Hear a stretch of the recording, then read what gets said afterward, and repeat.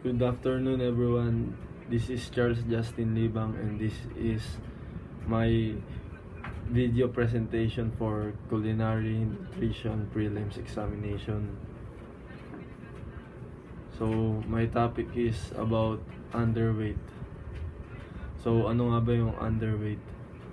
People who are underweight may feel extremely fatigued as well as have low blood pressure and possibly even low blood sugar.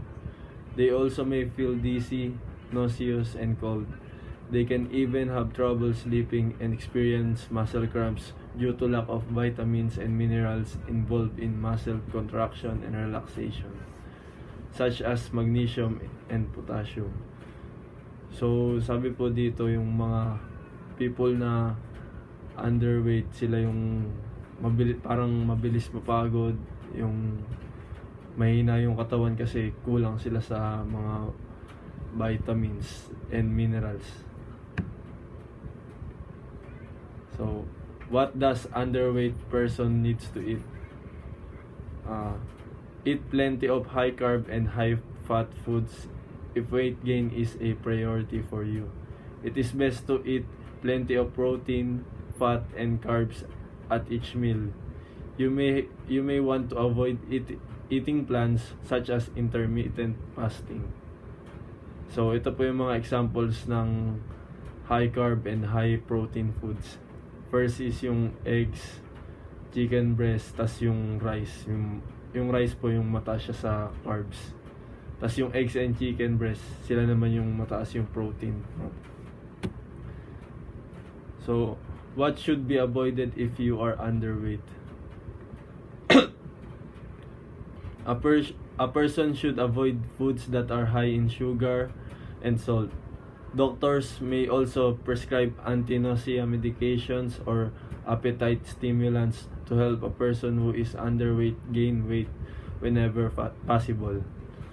Doctors will usually only prescribe these treatments when at-home treatments have not worked. So, ito yung mga pagkain na dapat nilang iwasan, yung mga matataas sa sugar and salt. First is yung canned drinks, then yung milkshakes, tapos yung pizza. Siyempre kailangan nating iwasan yung mga mataas yung sugar, tas yung mataas yung sodium, kasi mas better na mag-gain ka ng weight sa healthy na weight. Tas pag mas mataas na sugar and salt yung sugar and sodium yung mga foods na kinakain mo, it can cause na pwede kang magkasakit or like diabetes or many more. So next one is yung sample of meal plan for underweight person. Itong meal plan na to, binase ko to sa sarili kong weight. So ito yung dapat kong kainin if gusto ko mag-gain ng weight. First meal, 1 scoop ng whey protein, 0.5 cups of oats, and isang banana. Parang yung meal 1 na to, ito yung magsiserve na as breakfast ko sa isang araw.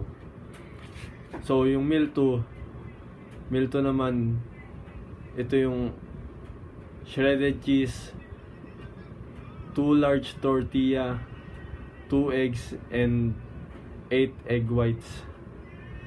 Pansin dito na mataas po yung egg whites marami siyang eggs na involved dun sa meal. Kasi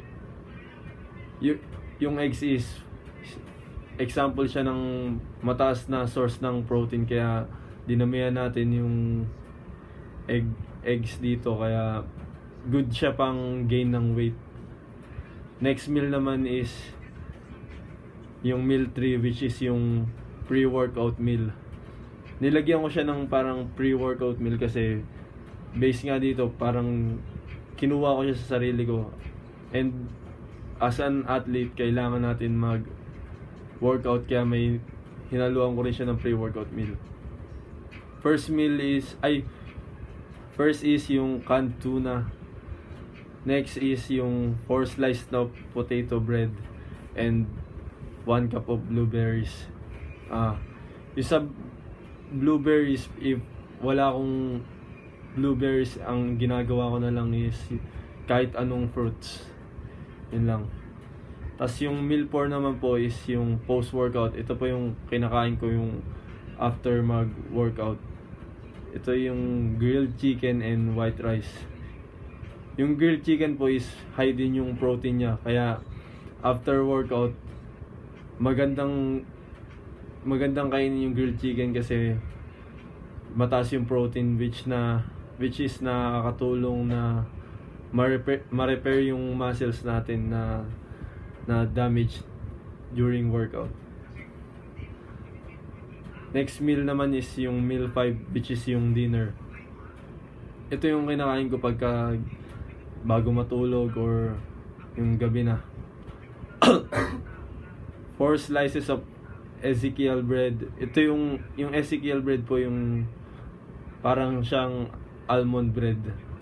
Tapos 3 tablespoon of peanut butter and 1 banana. Parang ayan din po, example siya yung mataas yung protein and parang medyo light lang siya para bago matulog lang.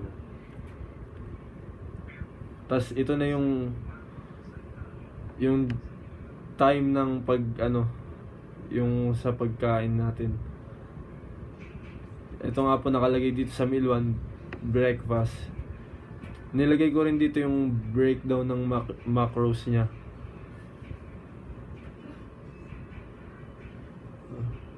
Meal 2, lunch. Pansin dito, puro siya, mataas yung protein, carbs, tsaka may fat.